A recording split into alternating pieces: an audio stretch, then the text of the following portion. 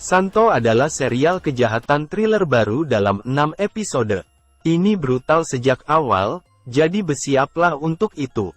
Plotnya melibatkan seorang penguasa kejahatan yang terlibat dengan ritual dan pengorbanan setan. Ini adalah produksi bersama Netflix asli antara Spanyol dan Brasil, yang merupakan keputusan yang jelas karena ceritanya diputar di kedua negara.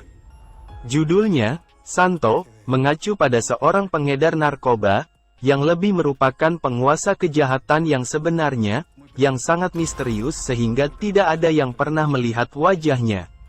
Namun dia dikenal sebagai penjahat dan guru dengan banyak pengikut. Dan di akhir episode 1, kamu akan tahu bahwa dia sangat brutal. Seolah-olah sebuah thriller dengan plot kejahatan yang menampilkan perdagangan narkoba dan manusia. Tidak cukup, ada juga campur tangan setan. Bos kejahatan, Santo, melakukan ritual di mana anak-anak ditemukan termutilasi.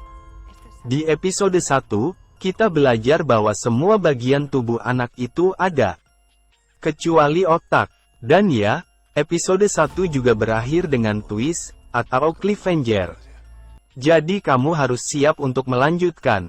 Jika kamu menonton trailernya, ada banyak hal yang membuatmu ingin terus menonton. Seluruh tahayul melalui pengorbanan manusia, dalam ritual setan, adalah tambahan yang bagus, untuk menjadi film thriller kriminal yang ketat. Namun, itu jelas tidak cocok untuk semua orang karena sifatnya yang brutal.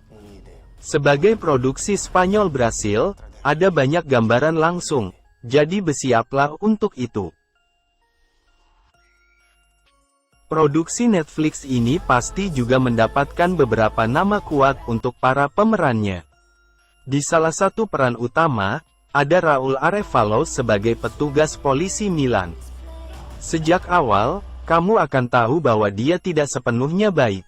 Peran yang bagus untuk Raúl Arevalo, yang mungkin dikenal dari Marshland, 2014, yang baru-baru ini dibuat ulang, atau The Warning, 2018.